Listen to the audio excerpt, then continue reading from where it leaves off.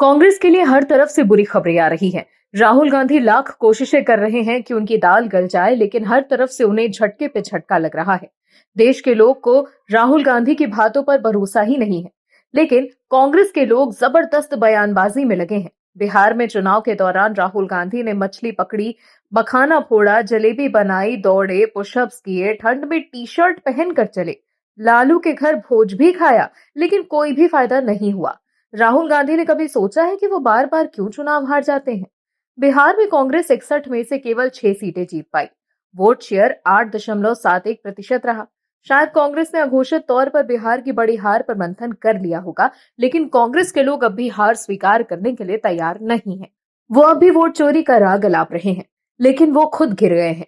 वहीं पीएम नरेंद्र मोदी ने कहा कि बिहार चुनाव के नतीजों ने सभी राज्य सरकारों को स्पष्ट संदेश दिया है कि उनकी विकास नीतियां ही उनकी पार्टियों का भविष्य निर्धारित करेंगी, चाहे वो वामपंथी, दक्षिणपंथी या फिर मध्य मार्गी क्यों न हो।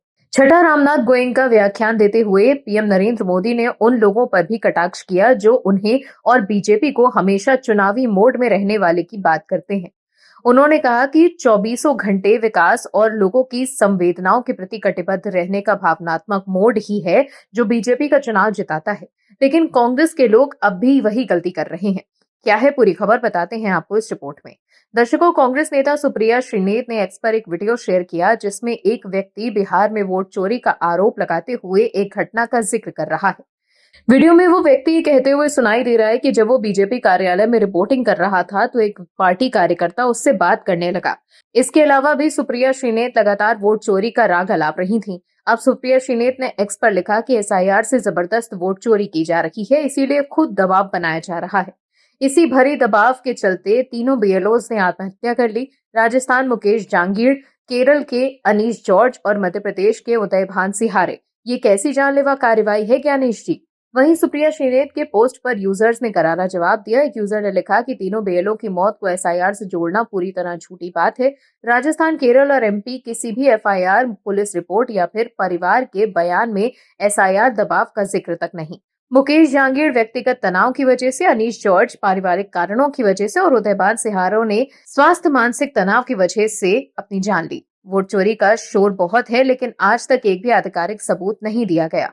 वहीं एक दूसरे एक्स यूजर ने लिखा कि भाजपा पश्चिम बंगाल में हार गई, पंजाब में हार गई, जम्मू कश्मीर में हार गई, तमिलनाडु में हार गई, झारखंड में हार गई, हिमाचल प्रदेश में हार गई, कर्नाटक में हार गई, तेलंगाना में हार गई। क्या आपने एक भी भाजपा नेता को वोट चोरी, ईवीएम या फिर चुनाव आयोग को दोष मढ़ते देखा? वहीं एक दूसरे यूजर ने लिखा, अरे भाई, कब तक अपने नेतृत्व की नाकामियों का ठीकरा चुनाव आयोग पर फोड़ते रहेंगे? कभी तो वोट चोरी, कभी एसआईआर और कभी ज्ञानेश जी पर। ज्ञानेश जी के ज्ञान पर सवाल उठाने वाले कभी अपने अल्प ज्ञानेश्वर पर सवाल उठाकर देखो, शायद बात बन जाए और कांग्रेस की इतनी दुर्गति ना हो। वहीं एक दूसरे यूजर ने लिखा कि केरल में तो बीजेपी की सरकार भी नहीं है, तो वहां पर दबाव कौन बना रहा है बीएलओ पर?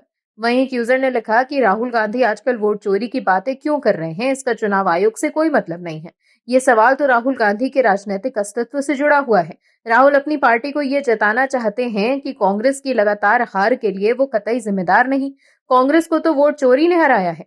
तो देखा आपने कैसे बीजेपी को घेरने की जल्दबाजी में सुप्रिया श्रीनेत चोट खा गई, लेकिन यूजर्स राहुल गांधी पर निशाना साध रहे हैं। दर्शकों, राहुल गांधी और कांग्रेस को समझना चाहिए कि देश के लोग सब जानते हैं कि जब हार होती है तो वोट चोरी का राग अलापने लगते हैं, लेकिन अब कांग्रेस की ये दाल नहीं गलने वाली।